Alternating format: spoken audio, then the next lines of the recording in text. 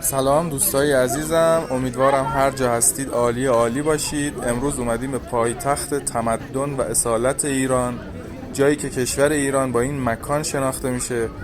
ایرانی که 2500 سال پیش بر 4 گوشه جهان حکومت میکرد رو نشونتون میدیم و اطلاعات مفیدی رو بهتون میگیم. تا آخر این ویدیو لطفاً همراه ما باشید. امیدوارم که از دیدن ویدیو لذت ببرید. مرسی. پلکان ورودی تخت جمشید یک جفت پلکان قرینه است که مثل آغوش باز که دستانش را باز کرده در دیوار غربی نزدیک به گوشه شمالی ارگ تخت جمشید قرار گرفته. در جلوی دیوار تخت جمشید محوطه‌ای به طول 5 متر و به پهنای 7 متر که 10 سانتی متر از سطح زمین قرار گرفته 2 ردیف پلکان قرار گرفته است. هر پلکان 63 پله دارد و به پاگردی وسیع منتهی می شود. سپس 180 درجه پیچیده و در جهت مخالف ردیف اول 48 پله دیگر می خورد و در ارتفاع نزدیک به 12 متری زمین، یعنی 12 متر از سطح زمین فاصله دارد و به تخت جمشید می رسد. هر پلکان بر روی هم 111 پله دارد که هر کدام 6 متر و 90 سانتی متر طول، 38 سانتی متر عرض و 10 سانتی متر پاخیز دارد. 2500 سال پیش پادشاهان هخامنشی منشور حقوق بشر را نوشتند که در برگیرنده نمونه‌ای از خدمات ایرانیان به صلح، عدالت و تمدن جهانی و نشان دهنده وجود روحیه گذشت و بردباری ایرانیان در عهدی است که خشونت بر جهان حاکم بود. بسیاری از اصول جهانی حقوق بشر همچون عدم غارت و ویرانی در جنگ، احترام به حقوق انسانها، آزادی اندیشه و پوشش و انتخاب دین و احترام به آزادی سایر ملل که امروزه مورد استفاده قرار می‌گیرد برگرفته از این منشور هستند. تخت جمشید یک بنای بی‌نظیر در 10 کیلومتری شمال مردشت و 60 کیلومتری شهر شیراز واقع شده و در میراث جهانی یونسکو ثبت شده است. نام‌های دیگه تخت جمشید پارسه و پرسپولیس است. نام پارسه به معنی سرزمین پارسیان است. یونانیان هم به همین دلیل تخت جمشید را شهر پرسپولیس یا شهر پارس نامیدند. یکی از مهمترین آثار باستانی باقی مونده از قدیم و از سلسله هخامنشیان تخت جمشید هست که به دستور داریوش بزرگ و جانشینانش به عنوان یادگاری از هخامنشیان استوار هست.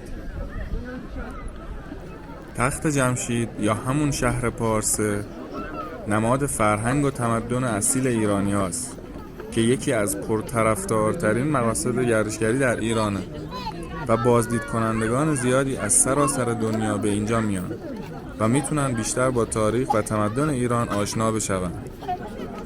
جوری که مورخین نوشتن سلسله هخامنشی بزرگترین سلسله‌ای بوده که بشر تا به امروز به چشم خودش دیده و دقیقاً به 2/3 کره خاکی قاره اروپا، آسیا و آفریقا حکومت می‌کرد. حدوداً 28 کشور.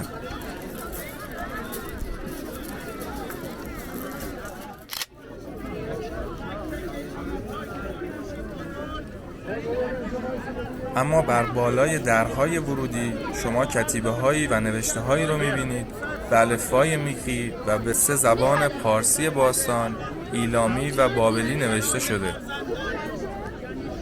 تخت جمشید یا همون شهر پارسه مجموعه از کاخهای سلطنتی رو داشت که مکان برگزاری مراسم آیینی در دوره هخامنشیان بود.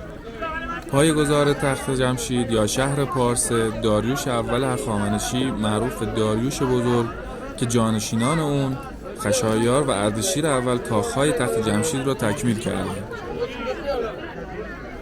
به نام خداوند جان و خرد که از این برتر اندیشه بر نگذرد. به کوروش، به آرش، به جمشید قسم، به نقش و نگار تخت جمشید قسم که ایران همی قلب و خون من است، گرفته ز جان در وجود من است. بخوانیم همه در گوش باد چو ایران نباشد تن من مباد. بر این بوم و بر زنده یک تن مباد. افتخار خودتون دوستان. زنده باد.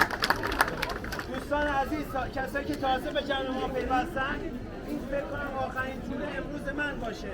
گفتم به صورت کاملا رایگان و افتخاری من در خدمتتون هستم. باشید یه 45 دقیقه ما رو تحمل کنید، بریم کارخا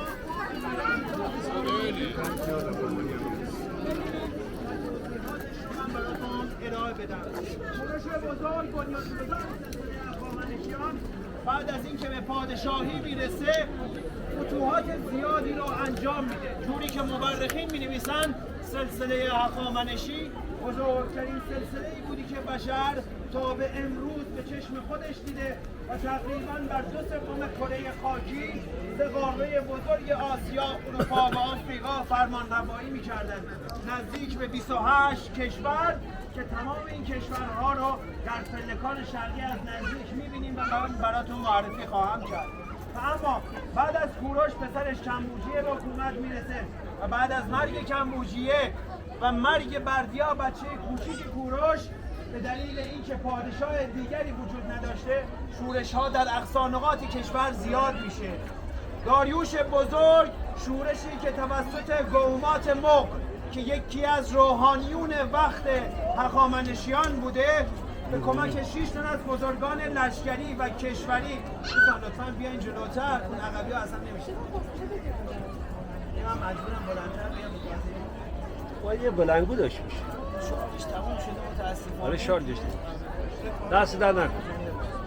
و اما شورشی که توسط قومات مغ توسط داریوش سرکوب میشه در کتیبه بزرگ خودش، کتیبه میخی خودش در بیستون کرمانشاه همه این وقایع رو می‌نویسه.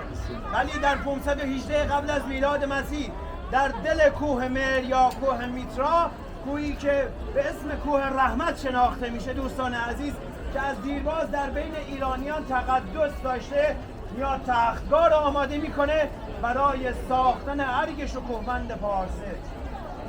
اما ابتدایی ترین چیزی که شما میبینید 2 پلکان که همانند آغوش دست خودش رو باز کرده و بازدید کننده رو که در همانطور که روی دیوارهای تخت جمشید می‌بینید نقش‌های برجسته از گاوها وجود دارد. گاو در ایران باستان سمبل سوددهی، برکت و زایش بود. به خاطر همین در جای جای تخت جمشید از این نقش برجسته زیاد می‌بینیم.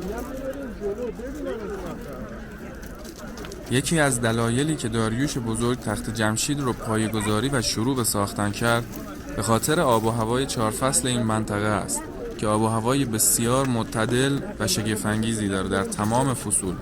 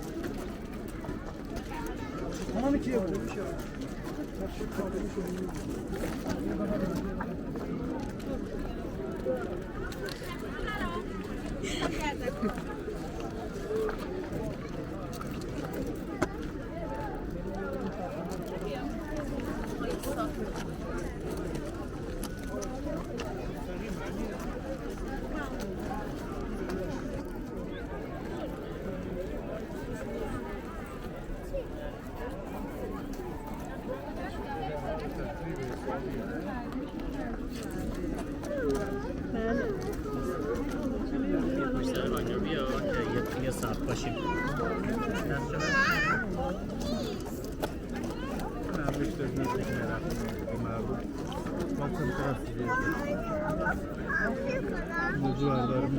البته نه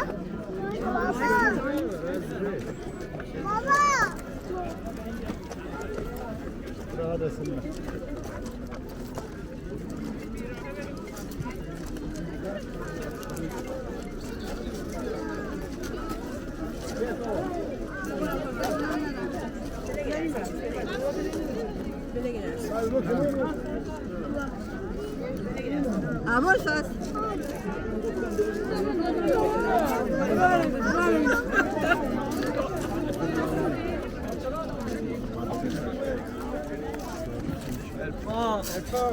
چه خبری؟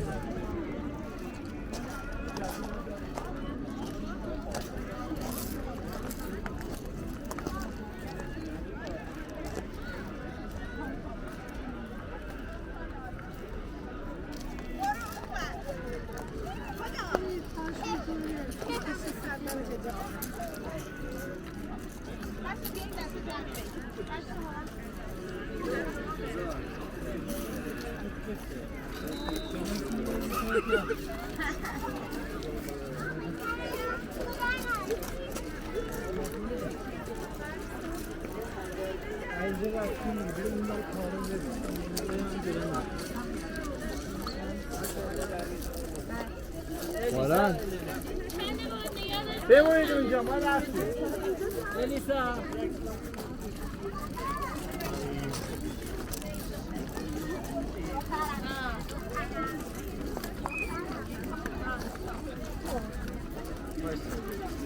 از آیلر جونم بگیرید